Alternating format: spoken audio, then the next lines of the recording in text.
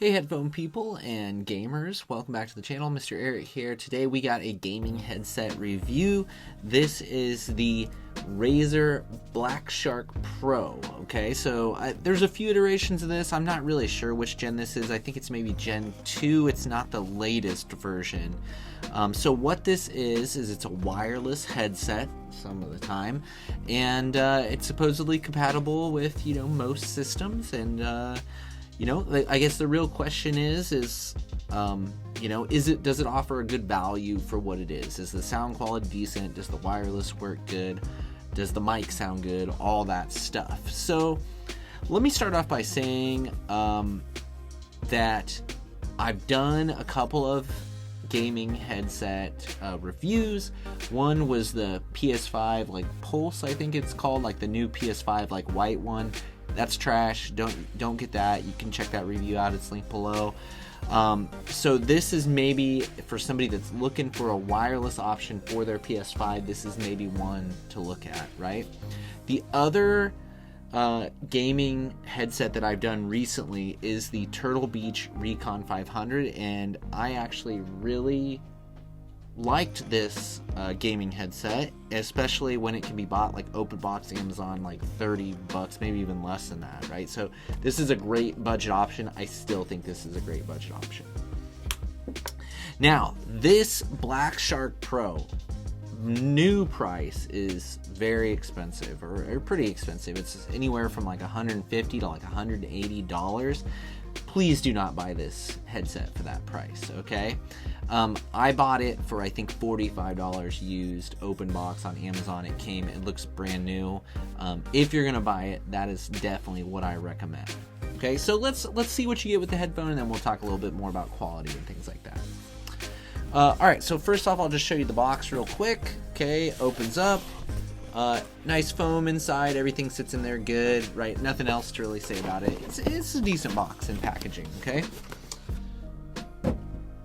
What accessories does it come with? Well, you get about a 4-foot cloth braided cable. This is 3.5 to 3.5. That's for plugging into a controller if you need to. This is a USB to USB micro for charging. Probably would work for audio too, although I didn't test that. And then you've got the wireless dongle here. We'll talk more about that in a moment. It's just, you know, typical USB-C dongle, or not USB-C, but USB dongle. And then you've got the microphone, obviously detachable. You know, you can plug it in, right? It's just a typical 3.5, plugs in just like that if you need to use it. So that's what you get. All right, now let's look at the headphones. These are, I think, a pretty nice build quality. They use, I mean, it's plastic, right? It's kind of got this unique, it's got a unique system here where it's like 2 wires coming off, and that's the adjustment. I didn't have any problems with it. I thought it felt fine. It's extremely lightweight.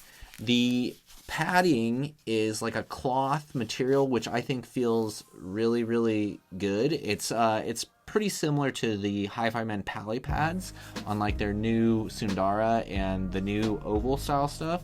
It's very similar to that material, which is, I like that material quite a bit. I like it better than like velours and micro suedes and things like that. On the head, these guys are very comfortable. Okay, so very lightweight. They have good isolation. They feel good. I don't really have any complaints in the comfort department. Okay, so just as like literally while we're filming this review, I like hadn't tried the microphone yet, but check this out. Like that microphone, it just like busted off in the jack there. So that doesn't bode well for durability, I guess. So we'll have to talk about the microphone. It probably doesn't work at this point, but I don't know, we'll see. So that's kind of weird. Maybe that's why it was returned in the first place. I don't know. Yeah, well, that throws a wrench into things, doesn't it? Okay, well, we'll continue with the build of the headphones here, although we'll note that for sure.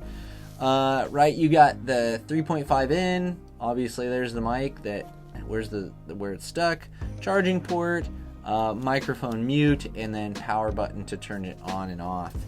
And then the other cup is devoid of any buttons or anything like that. Okay, so pretty simple controls. Nice big volume knob on there. I really like it. Kind of has like a centered position, so it kind of defaults to that and has like it kind of settles in right there, and then you can go higher or lower if you want to. I thought it worked well. I didn't have any problem with that. I do like having volume knobs on my headsets, especially if I'm using it with a controller or if I'm setting system volume with it, because that lets you just fine tune things just a little bit more. Okay. So, issues with this headphone. Obviously the microphone's an issue. Now, honestly, I hadn't even tried the microphone. I was gonna try it for you here. We'll do an attempt and see if it works, but it doesn't seem like it's probably going to. As far as functionality goes with the wireless, it worked flawlessly with the PS5, and it did not work with my Xbox Series S.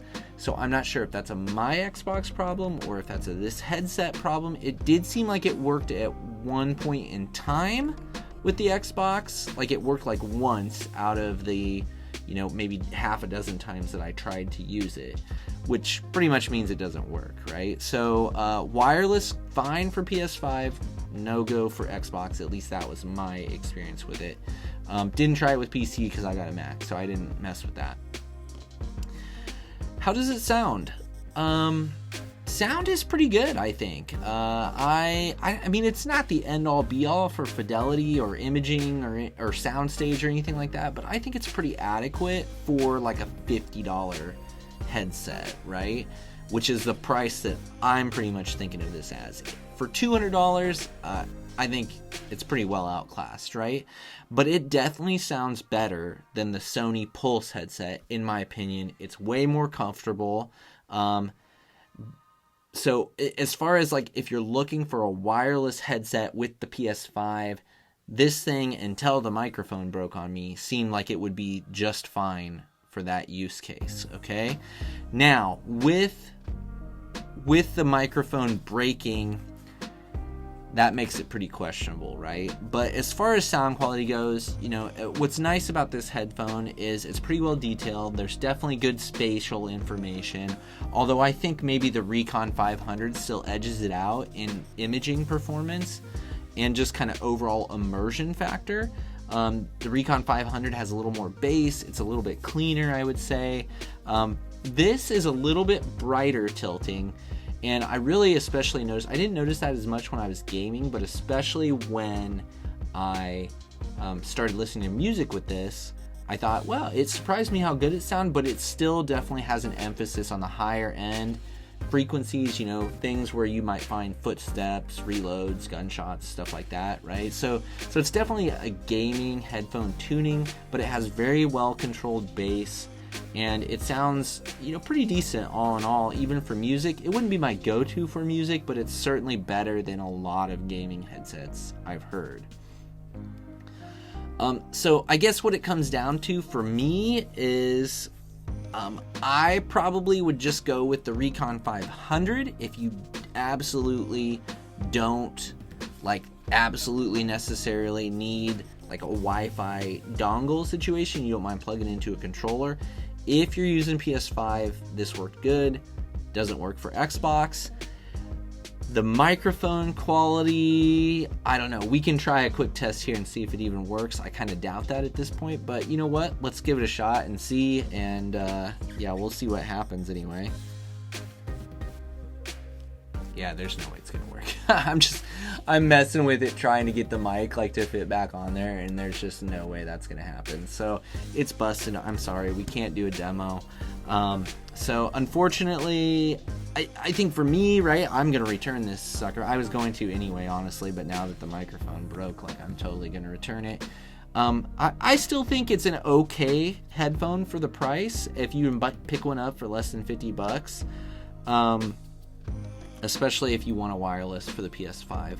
Otherwise, Recon 500, I've had zero issues with that thing, and like I said, I bought that for less than $30, I think, open box. So I guess that's where we'll leave it. It's probably good that microphone busted right in the middle of this video, because that gives you an idea of the quality of this type of product. As always, right, if you're looking for a really high fidelity gaming headset, or gaming headphone and you don't need an attached microphone, I really still think that the Hifiman HE560, if you've got an amp to drive it, is the best kind of bargain gaming headset you can get. I mean, it's a $200 headphone, but that thing sounds great. It performs super well for imaging and games. That's still my go-to gaming headset, and I even have on hand like an 8XX, which, you know, the 800 series Sennheiser is supposed to be the ultimate gaming. I need to do some more experimenting with the 8XX. I didn't find the 800S to be better than the HE560, so I'll test some more with the 8XX, and we'll do a review on that here in the near future. So, questions, comments, all that jazz down below.